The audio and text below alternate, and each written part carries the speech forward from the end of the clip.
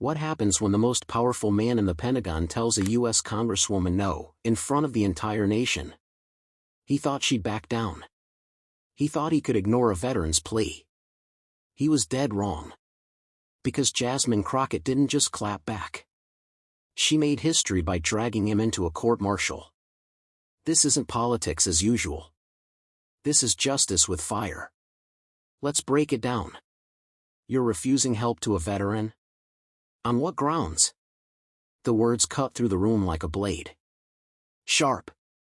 Loud. Unapologetic. All eyes turned to Congresswoman Jasmine Crockett, her voice steady but burning with disbelief.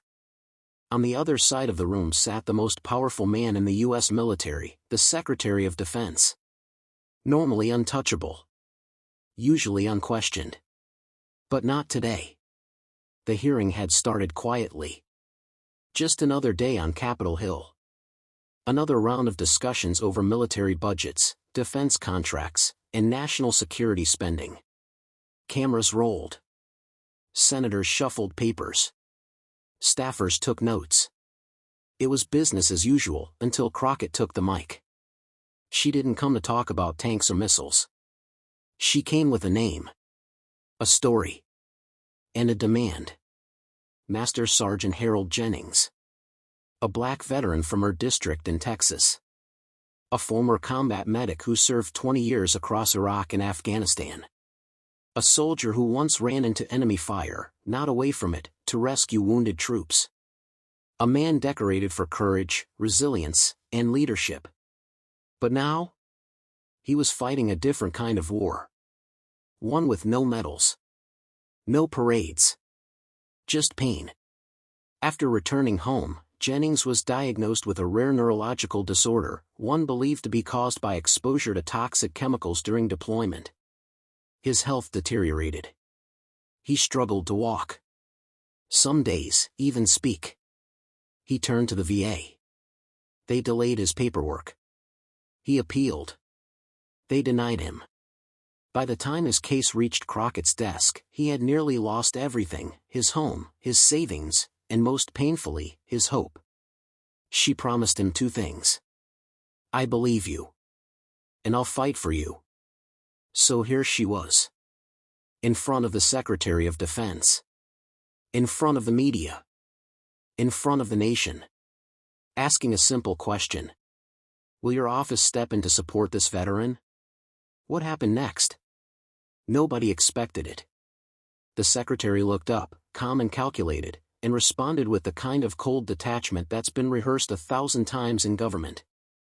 Unfortunately, that matter falls outside the scope of direct Pentagon intervention. We recommend pursuing it through Veterans Affairs. Translation? It's not our problem. Crockett blinked, stunned. Then leaned forward, eyes locked. So let me get this straight, she said. A veteran risks his life for this country. He's poison on the battlefield. Abandoned by the system. And now you're telling him he's on his own? No answer. Silence spread across the chamber. Staffers froze. Even the other lawmakers seemed rattled. It wasn't just what he said, it was how he said it. No empathy. No accountability. Just a bureaucratic shrug in response to a man's life unraveling. Crockett didn't yell. She didn't storm out. She sat back, took a breath, and made a note.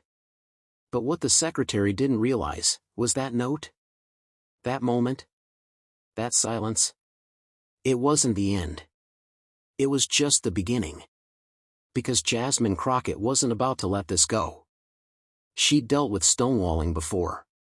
She'd watched powerful people hide behind policy and red tape. But she also knew how to push back, hard. In her eyes, this wasn't just a rejection. It was a betrayal. Jennings wasn't asking for charity. He was asking for justice. He had upheld his duty on the battlefield. Now it was time for the system to uphold theirs. What the secretary did by refusing her request wasn't just morally wrong, it was possibly a legal failure in oversight and duty of care. And Crockett, being both a former public defender and a sitting congresswoman, knew the rules of war. both literal and political. Back in her office, she made calls. She dug into legal precedents. She pulled archived reports, tracked whistleblower testimonies, and compiled a list of similar cases, veterans silenced by red tape and ignored by leadership. And then, she filed something that hadn't been done in decades, a formal motion to open an investigation into the Secretary of Defense for dereliction of duty, an offense that could, under extreme but lawful circumstances, lead to a court-martial. Yes, a court-martial. For the Secretary of Defense. People thought she was bluffing. They said it couldn't happen. That it was political theater. But Crockett had one thing they didn't, the truth. And the truth was, this system had failed a man who wore the uniform with honor. And someone needed to answer for it. In that moment, Jasmine Crockett didn't just become an advocate. She became a reckoning. And the Pentagon? It wasn't ready for what came next. The veteran at the center of this firestorm wasn't just another name on a form. He was a soldier. A medic. A hero. His name? Master Sergeant Harold Jennings. For 20 years, Jennings served in the U.S. Army as a combat medic, deployed to some of the most dangerous and unforgiving war zones on the planet. He'd seen the worst of humanity and still chose to save lives in the middle of it. Iraq. Afghanistan. Conflict zones where others ran for cover, Jennings ran toward the fallen. Over the course of his career, he saved more than 150 lives in the field. That wasn't luck or coincidence. That was a man who knew what sacrifice looked like and lived it every single day. His fellow soldiers called him the Wall because no matter how chaotic the battlefield became, Jennings was the one constant. Steady hands. Sharpened instincts. Fierce courage. He earned medals. He earned stripes. He earned respect. But when the war ended, a new kind of enemy came after him, and this one didn't wear a uniform. It started slowly. After retiring from service, Jennings began feeling strange symptoms. Twitching in his muscles. Blurred vision. Memory lapses. His speech sometimes slurred, his hands trembled, and eventually, he could no longer drive. The doctors called it a rare degenerative neurological condition. But Jennings knew the truth, this was from the toxic exposure during his time overseas. Chemical burn pits, long reported to emit poisonous smoke and fumes, were a silent killer for thousands of American troops. Jennings was one of them. He filed for disability through the VA, the system designed to help protect the very people who protect the nation. But instead of care, he was met with delay after delay. Forms disappeared. Appointments were canceled. Then finally, the crushing letter, "Your claim has been denied."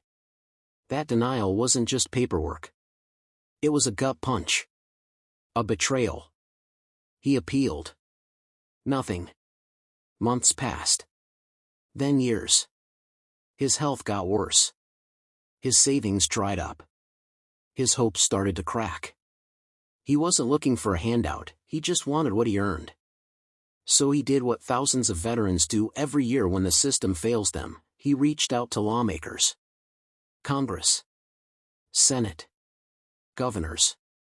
Offices filled with promises of thank you for your service. But when he needed action, silence. Until one office answered. One name stood out.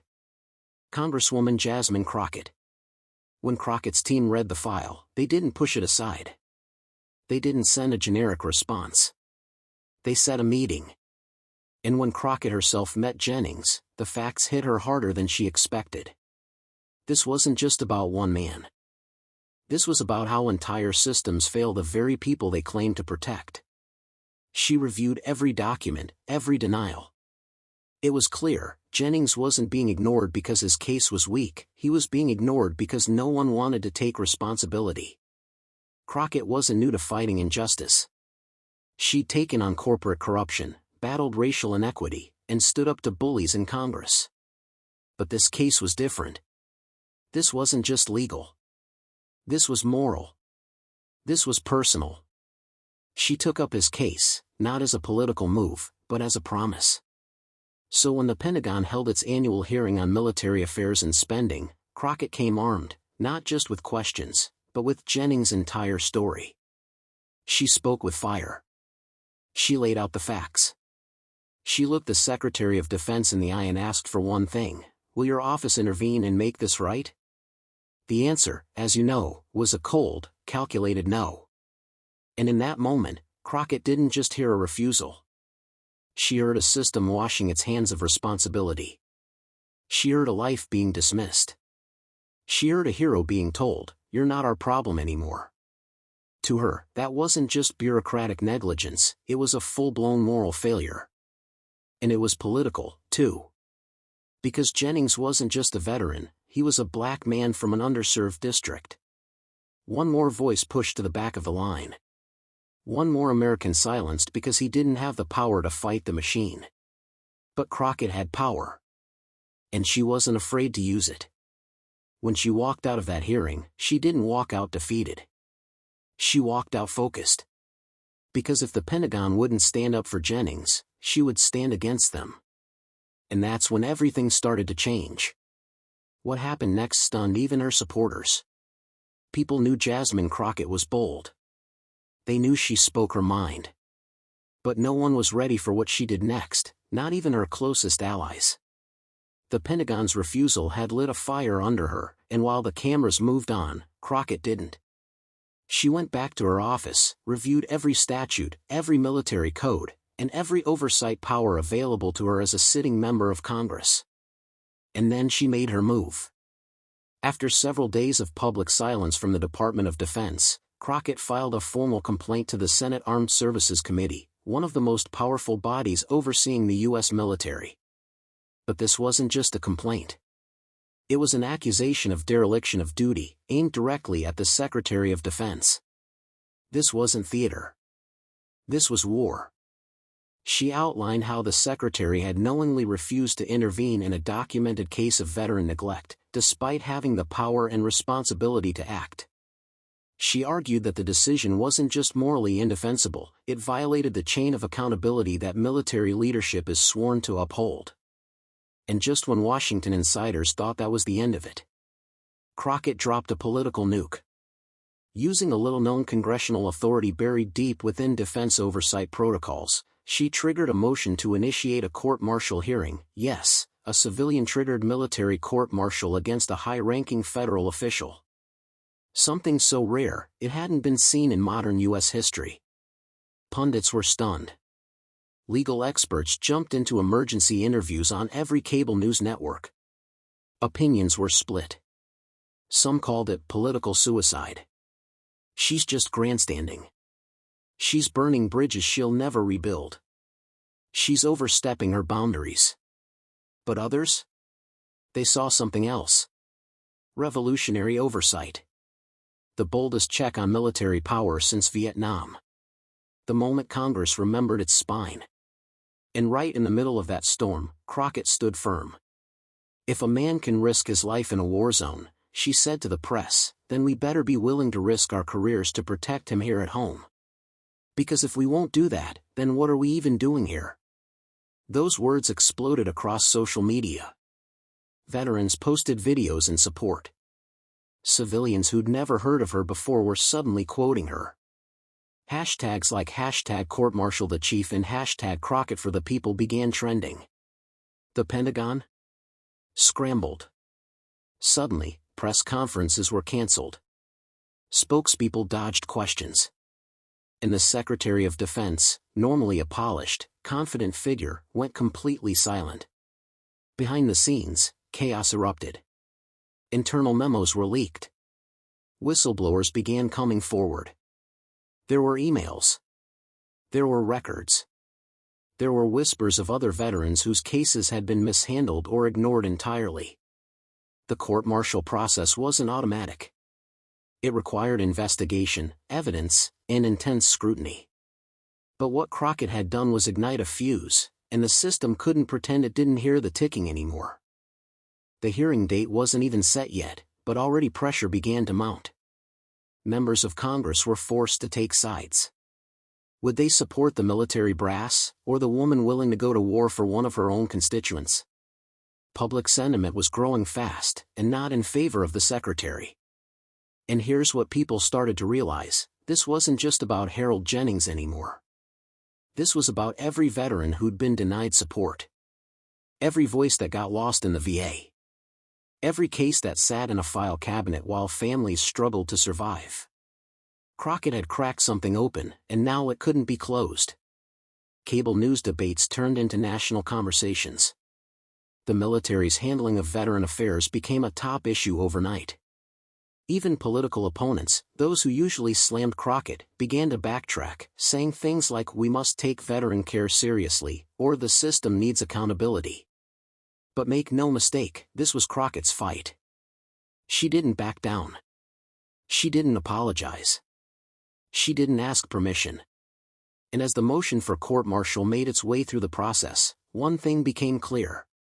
She wasn't just challenging the Secretary of Defense, she was challenging a system that had grown too comfortable ignoring the people it once called heroes.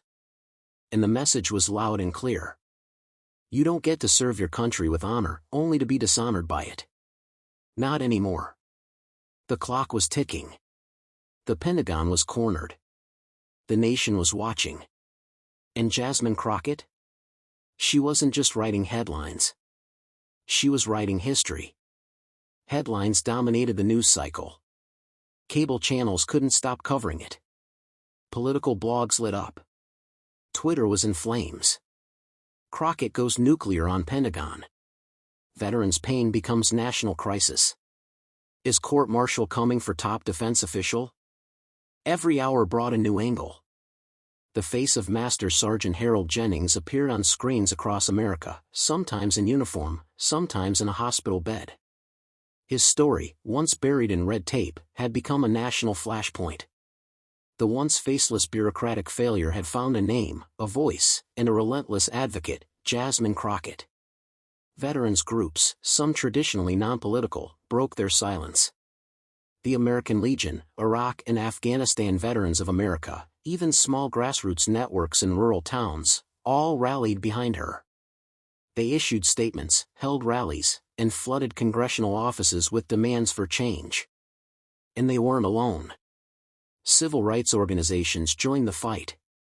Groups like the NAACP, the Urban League, and dozens of regional justice coalitions said Jennings' case wasn't just about broken VA policy, it was about systemic neglect of black veterans, many of whom faced disproportionately longer delays, more denials, and less media attention. Jasmine Crockett, now at the center of this firestorm, didn't flinch.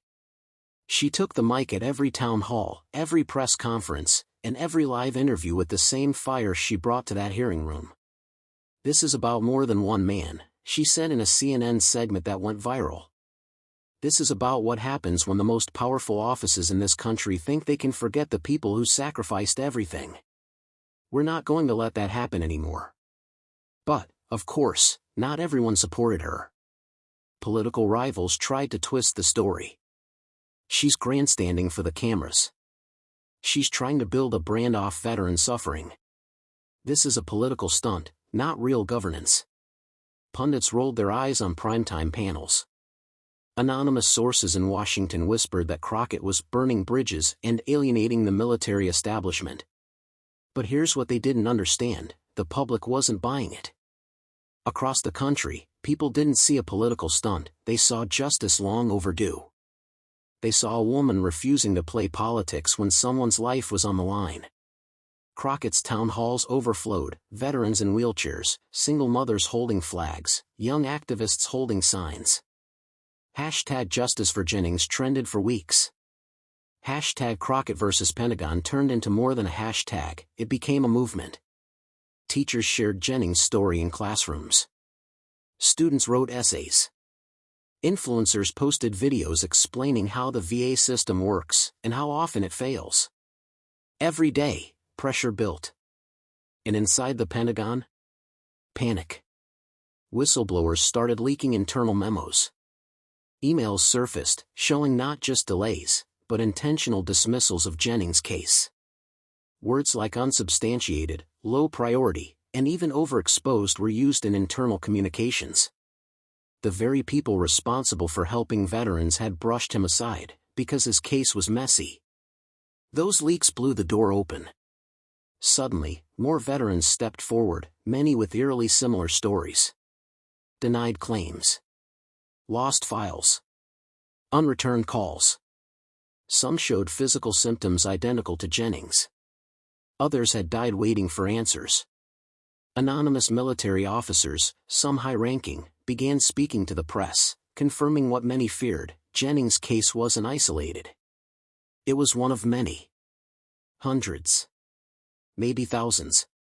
The Department of Defense scrambled to do damage control. Press briefings became shorter. Spokespeople offered thoughts and prayers. Internal investigations were promised, but nothing concrete. And in Congress, the clock was ticking. The hearing date was now set. The motion Crockett filed for a court-martial had cleared its initial hurdles and was now being formally reviewed. Legal teams were gathering evidence. Witnesses were being contacted. The Secretary of Defense was ordered to submit a statement. The nation held its breath. Would Congress truly allow a sitting Secretary of Defense to face this level of scrutiny? Could a civilian-triggered court-martial really go the distance? Was this the beginning of a new era of real accountability, or just a powerful moment destined to be buried like so many before it? One thing was certain: Jasmine Crockett wasn't backing down. Every interview she gave, every speech she made, every time she stood beside Harold Jennings and called him a hero, she reminded America of one simple truth. If we can afford wars, we can afford to take care of the warriors who fight them. And now, as the hearing date loomed just days away, one final question echoed through Washington, through military bases, through dinner tables across the country. Would the chief be removed? Would justice be served? Or would the system protect its own, again? The hearing was intense. Not just because of what was at stake, but because of who showed up. Jasmine Crockett didn't walk in alone. She walked in with Harold Jennings. His figure was thinner now. His steps slower. But he wore his army uniform like armor, every ribbon earned, every medal deserved. His hands trembled slightly as he adjusted the collar, but his presence was powerful. Silent. Heavy. The room fell quiet the moment he entered. Crockett stood by his side, unshaken. She wasn't there to play games. She was there to finish what she started.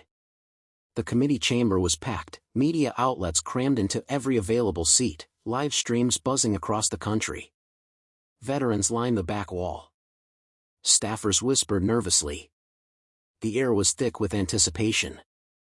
And then, the testimony began. What came out next would shake Washington to its core. Over the course of hours, a mountain of damning evidence was presented: documents, leaked emails, internal memos. And it was all pointing to the same brutal truth. The Pentagon had failed Jennings, and many others like him. Emails marked urgent had gone unread. Appeals flagged for immediate review were buried. Medical records had been misplaced not once, but multiple times. And the worst part? There were handwritten notes in the margins of internal communications describing Jennings' case as too politically sensitive and better left untouched. This wasn't incompetence. It was intentional neglect. Several senior Pentagon officials were called to testify. Some shifted uncomfortably.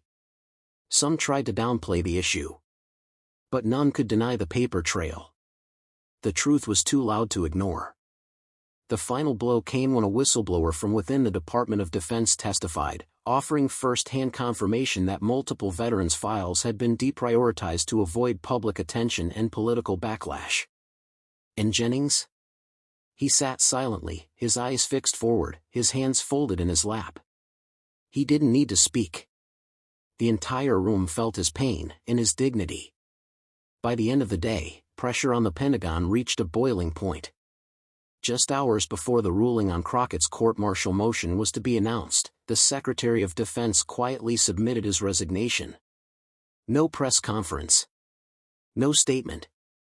Just a brief, typed letter, and he was gone. The court-martial didn't proceed, because technically, it didn't need to. Crockett had already won. But this wasn't just a political victory, it was a turning point. The story captured national attention not because it was rare, but because it was too common. Harold Jennings became the symbol of a much deeper problem, a system that demanded sacrifice from its soldiers, and then disappeared when they needed help most. Under public pressure and bipartisan support, Congress passed emergency legislation within weeks. The bill included a full audit of all denied veteran claims within the last 10 years. New oversight powers for Congress to review military healthcare failures. Mandatory response time limits on VA appeals. A task force to ensure proper medical documentation and file retention for all active and retired service members. Jennings' case was reopened immediately.